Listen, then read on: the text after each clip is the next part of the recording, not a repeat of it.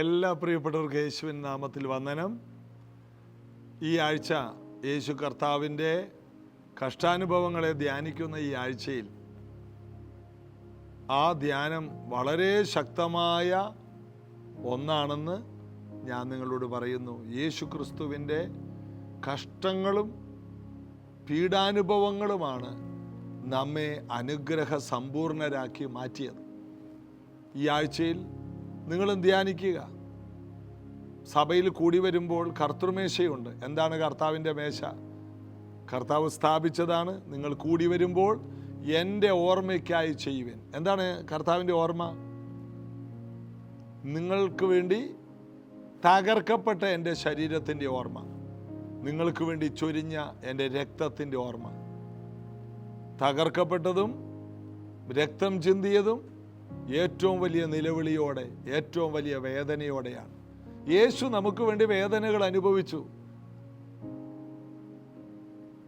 ഗുണവാന്മാർക്ക് വേണ്ടി ആരെങ്കിലും മരിക്കുമായിരുന്നു? മരിക്കുമായിരിക്കാം എന്ന് ബൈബിൾ പറയുന്നു റോമാലേഖനത്തിൽ. എന്നാൽ ക്രിസ്തുവോ നാം പാപികളായിരിക്കുമ്പോൾ തന്നെ നമുക്ക് വേണ്ടി മരിക്കാൻ ദൈവം തനിക്ക് നമ്മോടുള്ള സ്നേഹത്തെ പ്രദർശിപ്പിച്ചു. നാം പാപികളായിരിക്കുമ്പോൾ തന്നെ അവൻ നമ്മെ സ്നേഹിച്ചു. അതാണ് അവൻ നമുക്ക് വേണ്ടി മരിച്ചു. നീതിമാന് വേണ്ടി മരിക്കാൻ ആരെങ്കിലും ഉണ്ടാവും? പാപികൾക്ക് വേണ്ടി ആരുണ്ട്? ആരുമില്ല. എല്ലാവരും പാപം ചെയ്ത് ദൈവ തേജസ് നഷ്ടപ്പെടുത്തി. എന്നാൽ യേശു നാം പാപികളായിരിക്കുമ്പോൾ നമുക്ക് വേണ്ടി മരിക്കാൻ ദൈവത്തിൻ്റെ സ്നേഹത്തെ പ്രദർശിപ്പിച്ചു, നീതിയെ പ്രദർശിപ്പിച്ചു.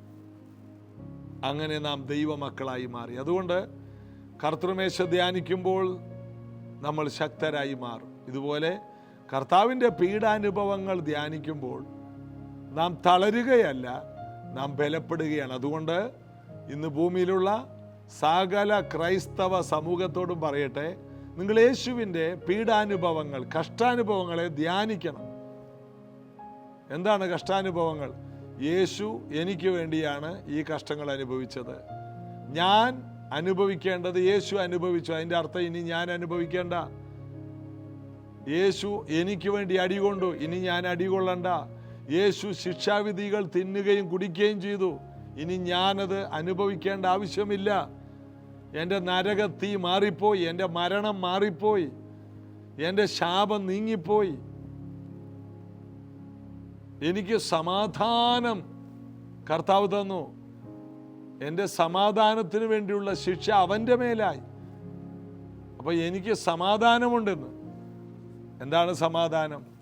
ഞാൻ മരിച്ചാൽ നരകത്തീയിൽ പോകില്ല, എനിക്കൊരു സ്വർഗമുണ്ട്, എനിക്കൊരു നിത്യതയുണ്ട്. അത് എനിക്ക് ഉറപ്പാണ്. യേശു എനിക്ക് നേടിത്തന്നതാണ്. ഞാൻ സമ്പാദിച്ചതല്ല, യേശു എനിക്ക് നേടിത്തന്നതാണ്. എൻ്റെ അധ്വാന ഫലമല്ലത്, നിത്യത. ഇതിൻ്റെ പേരാണ് വിശ്വാസം, ഇതിൻ്റെ പേരാണ് പ്രത്യാശ. ആ പ്രത്യാശയിൽ നമുക്ക് വളരാം. കർത്താവിൻ്റെ കഷ്ടാനുഭവങ്ങൾ ധ്യാനിക്കും തോറും നാം ബലമുള്ളവരായി മാത്രം മാറും. കർത്താവ് അനുഗ്രഹിക്കട്ടെ. നമുക്ക് യേശുവിനെ പാടി ഇന്ന് ഒരുമിച്ച് ആരാധിക്കാം. യോഗ്യൻ നീ യേശുവേ, സ്തുതികൾക്കു യോഗ്യൻ നീ, യോഗ്യൻ നീ, യോഗ്യൻ നീ, ദൈവകുഞ്ഞാട് നീ യോഗ്യൻ, യോഗ്യൻ നീ യേശുവേ, സ്തുതികൾക്കു യോഗ്യൻ നീ, യോഗ്യൻ നീ, യോഗ്യൻ നീ,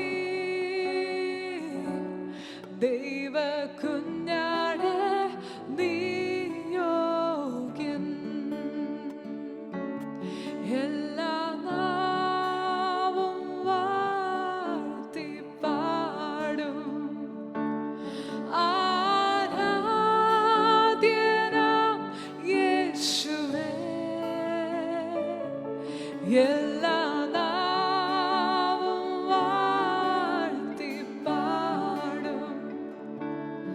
ആരാധ്യനാം യേശുവേ, സ്തോത്രയാഗം അർപ്പിച്ചെന്നും അങ്ങേ വാഴ്ത്തി സ്തുതിച്ചിടുന്നു. സ്തോത്രയാഗം അർപ്പിച്ചെന്നും അങ്ങേ വാഴ്ത്തി സ്തുതിച്ചിടുന്നു. യോഗ്യൻ നീ യേശുവേ, സ്തുതികൾക്കു യോഗ്യൻ നീ. യോഗ്യൻ നീ, യോഗ്യൻ നീ. ദൈവ കുഞ്ഞാടേ നീ യോഗ്യൻ, യോഗ്യനേ, യോഗ്യൻ നീ യേശുവേ, സ്തുതികൾക്കു യോഗ്യൻ നീ. യോഗ്യൻ നീ, യോഗ്യൻ നീ. ദൈവ കുഞ്ഞാടേ നീ യോഗ്യൻ. യോഗ്യൻ നീ, യോഗ്യൻ നീ. ദൈവ കുഞ്ഞാടേ നീ യോഗ്യൻ. നമ്മളിന്ന് ചിന്തിക്കുന്നത് 2 ശമൂവേൽ 9 അധ്യായത്തിലാണ്. 2 ശമൂവേൽ 5 അധ്യായം ഇന്നലെ നമ്മൾ ചിന്തിച്ചല്ലേ. ദാവീദ് തൻ്റെ സമൂഹം മുഴുവനും തന്നെ അംഗീകരിച്ച് വീണ്ടും രാജാവായി അവനെ അഭിഷേകം ചെയ്യുന്നതായി നമ്മളവിടെ കാണുന്നു. ദാവീദ് സിയോൻ കോട്ട പിടിച്ചു. അവിടെ ദാവീദ് തൻ്റെ കൊട്ടാരം സ്ഥാപിച്ചു. അവൻ്റെ പട്ടണമാക്കി അതിനെ മാറ്റി. ഒരിക്കലും നടക്കാത്ത കാര്യമാണ്. ആ കാലഘട്ടത്തിൽ ഏറ്റവും ശക്തിയുള്ള ഒരു രാജ്യം, അവരുടെ സ്വാധീനത്തിലായിരുന്നു ആ രാജ്യം. അവർ പറഞ്ഞു ആർക്കും ഇതിനെ കീഴടക്കാൻ പറ്റില്ല. അപ്പോഴാണ് ദാവീദ് അതിനെ പിടിക്കാൻ ചെന്നു. ഒരിക്കലും നിങ്ങൾക്ക് ഇതിനെ സ്വന്തമാക്കാൻ കഴിയില്ലെന്ന് പറഞ്ഞതിനെ ദാവീദ് സ്വന്തമാക്കി. ഇതുപോലെ തന്നെ പിശാച് എപ്പോഴും നമ്മളോട് പറയും, നിനക്കൊരിക്കലും ഇതിൽ വരാൻ കഴിയില്ല, ഒരിക്കലും നിനക്കൊരു ആത്മീക വളർച്ച ഉണ്ടാകില്ല, ഒരിക്കലും നിനക്ക് അത്ഭുതങ്ങൾ കാണാൻ കഴിയില്ല, നന്മകൾ കാണാൻ കഴിയില്ല, നന്മകൾ ഞങ്ങളുടെ കയ്യിലാണ്. എന്നിട്ടും ദാവീദ് സിയോൻ കോട്ട പിടിച്ചു. ഇതുപോലെ അഭിഷേകമുള്ള, ദൈവവുമായി അടുത്ത് നിൽക്കുന്ന, ദൈവത്തെ മുറുകെ പിടിക്കുന്ന ഒരു വ്യക്തിക്ക് എന്നിട്ടും സാഹചര്യമൊന്നും അനുകൂലമല്ലാതിരുന്നിട്ടും അത് സ്വന്തമാക്കാൻ കഴിഞ്ഞു. എല്ലാ വാതിലടഞ്ഞിട്ടും അവൻ സിയോൻ കോട്ട പിടിച്ചു. എല്ലാം എതിർത്തിട്ടും അവൻ സിയോൻ കോട്ട പിടിച്ചു. അവൻ അതിനെ പണിത് ഉറപ്പിച്ചു. അവൻ അതിനെ തൻ്റെ പട്ടണമാക്കി മാറ്റി. ഇതുപോലെ ഒരു ദൈവ പൈതൽ പിശാച് അതിരിട്ടതിനെ പൊളിച്ച് അതിർത്തിക്കകത്ത് കയറി അതിനെ സ്വന്തമാക്കി അവിടെ കർത്താവിന് വലിയ മഹത്വം ഉണ്ടാക്കിയെടുക്കണം. ഇത് ദൈവത്തിൻ്റെ ഹിതമാണ്. ദൈവത്തിൻ്റെ ദാസനായ ദാവീദ് ദൈവത്തിൻ്റെ യുദ്ധം ചെയ്യുന്നവനായിരുന്നു. ഇപ്പോൾ നമ്മൾ വന്നത് 2 ശമൂവേലിൻ്റെ പുസ്തകമാണ്. അതിൻ്റെ 9 അധ്യായം. അതിൽ ദാവീദിൻ്റെ ജീവിതം സ്ഥിരമായി. ദാവീദിന് വലിയ സ്വസ്ഥത ദൈവം കൊടുത്തു. 8:14 ദാവീദ് ചെന്നിടത്തൊക്കെയും യഹോവ അവന് ജയം നൽകി. ദാവീദ് ചെന്നിടത്ത് ദൈവം അവന് കൊടുത്ത എല്ലാ യുദ്ധങ്ങളിലും അവൻ ജയാളിയായി. 50-60 ഇടയിൽ അവൻ യുദ്ധങ്ങൾ ചെയ്തു. 60 യുദ്ധം അവൻ ജയിച്ചു. ചെന്നിടത്തൊക്കെ ദാവീദിന് വലിയ ജയമാണ്. പൗലോസ് അതിനെക്കുറിച്ച് പറയുന്നത്, ഞങ്ങളെ എല്ലായ്പ്പോഴും ജയോത്സവമായി നടത്തുന്ന പോകുന്നിടത്തൊക്കെ ക്രിസ്തുവിൻ്റെ സൗരഭ്യവാസന വെളിപ്പെടുത്തുന്ന ദൈവത്തിന് സ്തോത്രം. പോകുന്നിടത്തെല്ലാം ജയം. എവിടെ ചെന്നാൽ തൂവാല കൊണ്ടുവന്ന് ഇടുന്നിടത്ത് ജയം, കൈ വെക്കുന്നിടത്ത് ജയം, പറയുന്നിടത്ത് ജയം. എവിടെ ചെന്നാൽ. എന്തിന്? മക്കതോനിയ ചെന്നപ്പോൾ അവനെ പിടിച്ച് ജയിലിലാക്കി, അടിച്ച്, മുറിവേൽപ്പിച്ച്, ആമത്തിലിട്ട് പൂട്ടി, ചങ്ങലയിട്ടു. അവിടെയും ജയം. അടിസ്ഥാനങ്ങൾ കുലുങ്ങി, ആ ജയില് തുറന്നു പോയി. അവിടെയും ജയം. പോകുന്നിടത്തെല്ലാം ജയം. ഒരു സ്ഥലത്ത് കൊന്നെന്ന് കരുതി, ചത്തെന്ന് കരുതി അവനെ വലിച്ചിഴച്ചു. എന്നാൽ സഹോദരന്മാർ ചുറ്റും നിൽക്കുമ്പോൾ അവൻ അവിടെ എഴുന്നേറ്റ് അടുത്ത ദിവസം അടുത്ത സ്ഥലത്തോട്ട് പോയി എന്ന് വായിക്കും. എവിടെ ചെന്നാലും ജയം. മരിച്ചു കിടന്നിട്ട് അവിടെ നിന്നും ജയാളിയായി എഴുന്നേറ്റു.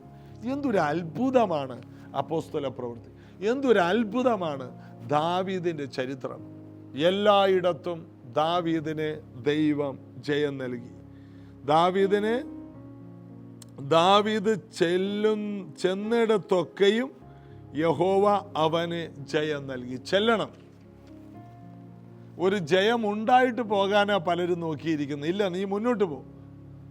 നിന്നെ തടയാൻ ഒത്തിരി പേര് എഴുന്നേറ്റ് വരും. നിനക്കെതിരെ വാളും കുന്തവുമായിട്ട് ഒത്തിരി പേര് വരും. എന്നാൽ ജയം നിനക്ക് മാത്രമാണ്. നീ എവിടെ പോയാലും നീ ദൈവത്തിന് വേണ്ടിയാണ് മുന്നോട്ട് പോകുന്നതെങ്കിൽ ജയം നിനക്ക് മാത്രമാണ്. ദാവീദിന് ദൈവം പോകുന്നിടത്തെല്ലാം ജയം നൽകി. അതിൻ്റെ അർത്ഥം ദാവീദിനെ വെല്ലാൻ പറ്റിയ ആരും ചുറ്റുമില്ല. അങ്ങനെ ദൈവം അവൻ്റെ രാജ്യത്തിന് സ്വസ്ഥത നൽകി. ആ രാജ്യം മുഴുവൻ സ്വസ്ഥമായി തീർന്നു.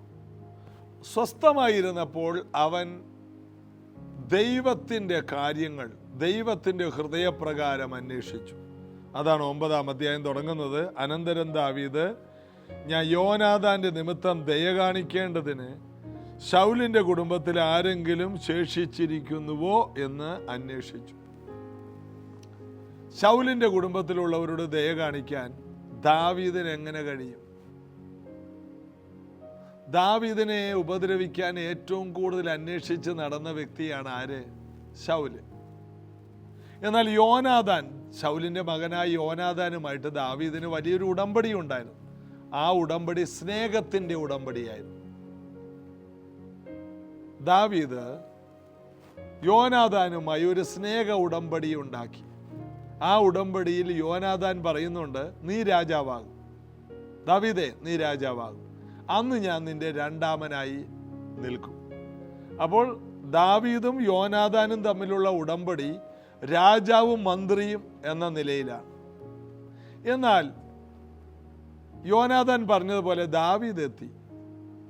യോനാഥാൻ അവിടെ എത്തിയില്ല. കാരണം യോനാഥാൻ അപ്പൻ്റെ കൂടെ നിന്നു, ദാവീദിൻ്റെ കൂടെ നിന്നില്ല. നിൽക്കുന്നത് നല്ലതാണെന്ന് അറിയാം, എന്നാൽ അപ്പനെ പിണക്കരുതല്ലോ. ഇതാണ് നമ്മുടെ ഏറ്റവും വലിയ വിഷയം. സത്യമാണെന്നറിയാം, കൂട്ടായ്മയ്ക്ക് വരണമെന്നറിയാം, എന്നാൽ അപ്പനെയും അമ്മയും ഭാര്യയും ഭർത്താവിനെയും ഒന്നും പിണക്കാൻ പറ്റൂലല്ലോ. അതുകൊണ്ട് ആചാരങ്ങളിലും അന്ധവിശ്വാസത്തിലൊക്കെ അങ്ങോട്ട് നിൽക്കും. യോനാഥാന് പറ്റിയ ഗതികേട്, അവൻ ആരുടെ കൂടെ നിന്നോ അവൻ്റെ ഗതികേട് ഇവനും വന്നു. ഒരു സത്യം അറിയണം, നിങ്ങൾ രക്ഷിക്കപ്പെട്ട് പരിശുദ്ധാത്മാവിനെ പ്രാപിച്ച് കർത്താവിൻ്റെ കൂടെ നിന്നില്ലെങ്കിൽ നിങ്ങളിപ്പോൾ പ്രസാദിപ്പിക്കുന്ന വ്യക്തികളുണ്ടല്ലോ, അവരുടെ ഗതി നിങ്ങൾക്ക് വരണമെന്ന് ഞാൻ പറഞ്ഞില്ല, വരാൻ സാധ്യത കിടപ്പുണ്ട്.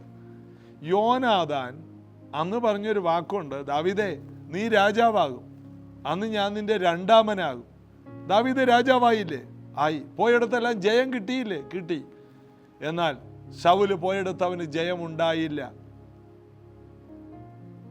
യോനാഥാൻ വിവേചിക്കണമായിരുന്നു, ആരുടെ കൂടെ നിൽക്കണം. യോനാഥാന് രാജ്യത്ത് രണ്ടാമനാകാമായിരുന്നു. അവൻ്റെ ആ രണ്ടാമൻ എന്ന പദവി അവൻ കളഞ്ഞു കുടിച്ചു. ദാവീദിന്റെ കൂടെ നിന്നിരുന്നെങ്കിൽ യോനാഥാൻ ദീർഘായുസ്സുള്ളവനാകുമായിരുന്നു. ദാവീദിന്റെ കൂടെ നിന്നിരുന്നെങ്കിൽ യോനാഥാന് നല്ലൊരു ഭാവി ഉണ്ടായിരുന്നു, ദീർഘായുസ്സുള്ളൊരു ഭാവി ഉണ്ടായിരുന്നു. ആ യുദ്ധക്കളത്തിൽ പടയിൽ അവൻ പട്ടുപോകേണ്ട യാതൊരു ആവശ്യവുമില്ല. ശ്രദ്ധിക്കണം, ഓരോരുത്തരും ശ്രദ്ധിക്കണം. ദാവീദ് രാജാവായി. യോനാഥാൻ പടയിൽ പട്ടുപോയി. 2 ശമൂവേൽ 1-ാം അധ്യായത്തിലുണ്ട്. ദാവീദ് കരയുന്നുണ്ട്, വീരന്മാരെങ്ങനെ പട്ടുപോയി. ദാവീദിന് വിശ്വസിക്കാൻ കഴിയുന്നില്ല. ദൈവം അഭിഷേകം ചെയ്തവർ ഒരിക്കലും മരിക്കാൻ പാടില്ല. ദൈവം അഭിഷേകത്താൽ നിറച്ച ഒരാൾ പരാജയപ്പെടരുത്. അവനവൻ്റെ വാഗ്ദത്തങ്ങളിൽ എത്തണം. ഇന്നത് കേൾക്കുന്ന ഓരോ വ്യക്തികളും അറിയണം, നമ്മൾ എത്തേണ്ടിടത്ത് നമ്മൾ എത്തണം. നമ്മുടെ അവകാശങ്ങളെ മുറുകെ പിടിച്ച് പ്രാർത്ഥിക്കണം. നമ്മൾ നിൽക്കേണ്ടവരുടെ കൂടെ നിൽക്കണം. പലരും ഞാൻ ശ്രദ്ധിച്ചിട്ടുണ്ട്, ഒരു അഭിഷേകമുള്ള ചർച്ചിൻ്റെ കൂടെ നിൽക്കില്ല, പകരം സഭ വിട്ടുപോയവരുടെ കൂടെ നിൽക്കും, സഭയിൽ ഉപദ്രവം ഉണ്ടാക്കുന്നവരുടെ കൂടെ നിൽക്കും, വീട്ടുകാരുടെ കൂടെ നിൽക്കും, നാട്ടുകാരുടെ കൂടെ നിൽക്കും. കർത്താവിൻ്റെ സഭയുടെ കൂടെ നിൽക്കില്ല.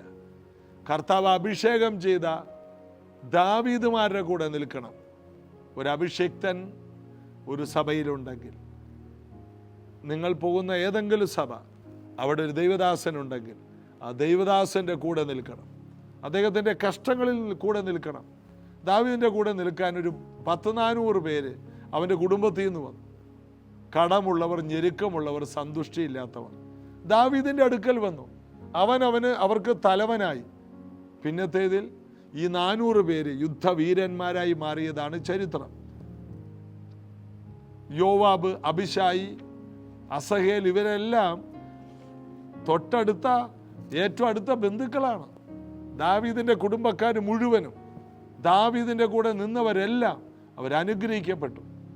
യോനാഥാൻ അവസരം ഉണ്ടായിരുന്നു, ദാവീദിൻ്റെ കൂടെ നിന്നാ മതിയായിരുന്നു, അവൻ ആയുസ്സുണ്ടാകുമായിരുന്നു. അവൻ ദുഷ്ടനായ ശൗലിൻ്റെ കൂടെ നിന്നു, അഭിഷേകം പോയവൻ്റെ കൂടെ നിന്നു. ഇന്നും ആരുടെ കൂടെ നിൽക്കണമെന്നറിയാത്ത ഒരു സമൂഹമുണ്ട്. അയ്യോ, നിങ്ങൾക്ക് കഷ്ടം. നിങ്ങൾ അഭിഷേകത്തോടുകൂടെ നിൽക്കണം, ദൈവസഭയുടെ കൂടെ നിൽക്കണം, നിങ്ങൾ കർത്താവിൻ്റെ കൂടെ നിൽക്കണം. പൗലോസ് ലേഖനത്തെ പറയുന്നു, നിങ്ങൾ ആരുടെ പക്ഷക്കാരാണ്? ചിലർ അപ്പൊല്ലോസിൻ്റെ പക്ഷം, ചിലർ കേഫാവിൻ്റെ പക്ഷം, ചിലർ പൗലോസിൻ്റെ പക്ഷം, ചിലർ പറയുന്നത് ഞങ്ങൾ യേശുവിൻ്റെ പക്ഷമാണ്. യേശു എന്താണ്? വിഭാഗിക്കപ്പെട്ടു പോകും. പൗലോസ് ചോദിക്കുകയാണ്, ഞാൻ നിങ്ങൾക്ക് വേണ്ടി എന്തെങ്കിലും ചെയ്തു? ഞാൻ ക്രൂശിക്കപ്പെട്ടു. യേശുവിൻ്റെ കൂടെ നിൽക്കണം, ഒരു ദൈവദാസൻ്റെ കൂടെയല്ല നിൽക്കേണ്ടത്. അപ്പോൾ തന്നെ ഒരു ദൈവദാസനെ ദൈവം ആക്കിയിട്ടുണ്ടെങ്കിൽ ക്രിസ്തുവിന് പകരം സ്ഥാനാധിപതിയാണ്, അദ്ദേഹത്തിൻ്റെ കൂടെ നിൽക്കണം. അല്ലാതെ ചർച്ചിൽ വഴക്കുണ്ടാക്കി പോയവരും സഭ ഇഷ്ടമല്ലെന്ന് പറഞ്ഞ് ഇറങ്ങിപ്പോയവരുടെയും കൂടെ നടക്കുന്നത് നിങ്ങൾക്ക് നാളെ അതൊരു വിനയാകും എന്നുള്ള സത്യം നിങ്ങൾ അറിയണം. ഞാനൊരു ഉപദേഷ്ടാവാണ്. ഒരു സഭാ ശുശ്രൂഷകൻ എന്ന നിലയിൽ എനിക്ക് നല്ല ഉപദേശങ്ങൾ നിങ്ങൾക്ക് തരണം. നാളെ നിങ്ങൾക്ക് നിങ്ങളുടെ മക്കൾക്ക് ദോഷം വരരുത്. ഈ വേദഭാഗത്തിൻ്റെ വെളിപ്പാടിൽ ഞാൻ പറയുകയാണ്, നിങ്ങൾ നിൽക്കേണ്ടവരുടെ കൂടെ നിൽക്കുകയും നിൽക്കാൻ പാടില്ലാത്തവരുടെ കൂടെ നിൽക്കാതിരിക്കുകയും ചെയ്യണം. അത് നിങ്ങൾക്ക് അനുഗ്രഹമാണ്. ദാവീദ് അവിടെ ചോദിച്ചു, ശൗല് നിമിത്തം ദയ കാണിക്കണം, യോനാഥാൻ നിമിത്തം ദയ കാണിക്കണം. അങ്ങനെ ആരുണ്ട്? അന്വേഷിച്ചപ്പോൾ 2 കാലും മുടന്തനായ ഒരു മെബിബോശത്തിനെ കണ്ടെത്തി. അതാണ് 9-ാം അധ്യായത്തിൽ 2 ശമൂവേൽ കാണുന്നു. ഇവൻ ലോദേബാറിൽ പാർക്കുകയായിരുന്നു. ശൗലും യോനാഥാനും മരിച്ചു. ആരുമില്ലാത്തവനായി 2 കാലും മുടന്തനായ, അരക്ക് കീഴെ തളർന്നവൻ, ആരുമില്ലാത്തവൻ ലോദേബാറിലെ മണ്ണുകൊണ്ടുണ്ടാക്കിയ ഒരു വീട്ടിൽ പാർക്കുമ്പോൾ ദാവീദിൻ്റെ ആൾക്കാർ അവനെ അന്വേഷിച്ച് ചെന്നു. അവനെ കൊട്ടാരത്തിലേക്ക് കൂട്ടിക്കൊണ്ടുവന്നു. ദാവീദ് അവനോട് പറഞ്ഞു, നീ ഇനി ലോദേബാറിൽ പാർക്കണ്ട, നീ എൻ്റെ കൊട്ടാരത്തിൽ പാർക്കണം, എൻ്റെ മേശയിൽ നിന്ന് ഭക്ഷണം കഴിക്കണം, രാജകുമാരന്മാരിൽ ഒരുവനെ പോലെ നീ ജീവിക്കണം. അതാണ് ലോദേബാറിൽ നിന്ന് കടന്നു വന്ന മെബിബോശത്തിന് സംഭവിച്ച അനുഗ്രഹം. അതായത് ദൈവത്തിൻ്റെ ദയ. മെബിബോശത്ത് വേണമെങ്കിൽ ഇങ്ങനെ പറയാം, എനിക്ക് വിധി ഇതാണ്, എൻ്റെ കാല് തളർന്നതാണ്, എനിക്കിനി അധ്വാനിച്ചൊരു ഭാവി ഉണ്ടാക്കാൻ കഴിയില്ല. എന്നാൽ ദൈവത്തോട് ഉടമ്പടിയുള്ള യോനാഥാൻ്റെ അടുത്ത തലമുറയിലേക്ക് ദൈവത്തിൻ്റെ വാതിൽ തുറന്നു വന്നു. ദാവീദിന് ഒരു ഗുണം ചെയ്തിട്ട് മരിച്ചു, ദാവീദിനെ തണുപ്പിച്ചിട്ട് മരിച്ചു, ദാവീദിനെ ധൈര്യപ്പെടുത്തിയിട്ട് മരിച്ചു. ഒത്തിരി കാര്യങ്ങൾ ദാവീദിന് വേണ്ടി ചെയ്തില്ലെങ്കിലും ചെയ്തതെല്ലാം നന്മയായി മാറി. ദാവീദിനെ സഹായിച്ചു എന്ന കാരണത്താൽ ഇതാ യോനാഥാന്റെ വീട്ടിൽ 2 കാലും മുടന്തുള്ള ഒരു മകൻ, അവൻ ഇതാ രാജകുമാരന്മാരിൽ ഒരുവനായി മാറുന്നു. അപ്പോൾ ഒരുവൻ ദൈവപുത്രനിലേക്ക് വന്നു കഴിഞ്ഞാൽ അവൻ്റെ ജീവിതം മാറും, അവൻ്റെ പാർപ്പ് മാറും, അവൻ്റെ വസ്ത്രം മാറും, അവൻ്റെ ഭക്ഷണം മാറും, അവൻ്റെ ജീവിത സാഹചര്യങ്ങളെല്ലാം. ദാവീദിൻ്റെ അടുക്കൽ വന്നവന് സാഹചര്യം മാറിയെങ്കിൽ ദാവീദിൻ്റെ പുത്രനായ യേശുക്രിസ്തുവിൻ്റെ അടുക്കൽ വരുന്നവർക്ക് എത്രയധികം. നമുക്ക് വിശ്വസിക്കാം, കർത്താവിൽ നമുക്ക് ആശ്രയിച്ച് പ്രാർത്ഥിക്കാം. യേശുവിൻ്റെ നാമത്തിൽ ഈ വചനങ്ങളെ ഞാൻ ഇവരുടെ മേൽ റിലീസ് ചെയ്യുന്നു. ഈ അനുഗ്രഹങ്ങളെ, ഒരു ഗതിയും പരഗതിയും ഇല്ലാത്ത മെബീബോശത്ത് ദാവീദിന്റെ മേശയിൽ നിന്ന് ഭക്ഷിക്കത്തക്ക രീതിയിൽ, രാജകുമാരന്മാരിൽ ഒരുത്തനായി തീരത്തക്ക രീതിയിൽ, വിധിയെന്ന് പറഞ്ഞതിനെ മാറ്റിപ്പിടിച്ച യോനാഥാന്റെ ചരിത്രം ഇന്നത് കേൾക്കുന്ന വീടുകളിൽ ഉണ്ടാകട്ടെ. നന്മകൾ അവർ കാണട്ടെ, മാന്യതകൾ അവർ കാണട്ടെ. അനുഗ്രഹിക്കുന്നു യേശുവിൻ നാമത്തിൽ പിതാവേ, ആമേൻ. ദൈവത്തിൽ നമുക്ക് അടിയുറച്ച് ആശ്രയിക്കാം. ഒരു സന്തോഷ വാർത്തയുണ്ട്. ഇന്ന് ഗുഡ് ഫ്രൈഡേ 10:30 പ്രൈസ് ജനറേഷൻ ചർച്ചിൽ വെച്ച് ഇമ്മാനുവൽ KB എന്ന അനുഗ്രഹിക്കപ്പെട്ട വർഷിപ്പ് ലീഡർ, അദ്ദേഹം അത്ഭുത സാക്ഷ്യമുള്ളൊരു ദൈവദാസനാണ്. അദ്ദേഹത്തിൻ്റെ സാക്ഷ്യം നമുക്ക് കേൾക്കണം. അദ്ദേഹം നമുക്ക് വേണ്ടി പ്രാർത്ഥിക്കും. അവർ ടീമായിട്ടാണ് വരുന്നത്. Good Friday special meeting Alappuzha praise ജനറേഷനിൽ വെച്ച് നടക്കുന്നത് 10:30-ക്കാണ്. എല്ലാവരും കടന്നു വരണം. അത് ഒരു വലിയ അനുഗ്രഹത്തിൻ്റെ ടേണിംഗ് പോയിന്റ് ആയിരിക്കുമെന്ന് ഞാൻ നിങ്ങൾക്ക് ഉറപ്പ് തരുന്നു. നമുക്ക് ഒരുമിച്ച് ആ പ്രാർത്ഥനയിൽ പങ്കെടുക്കാം. God bless you.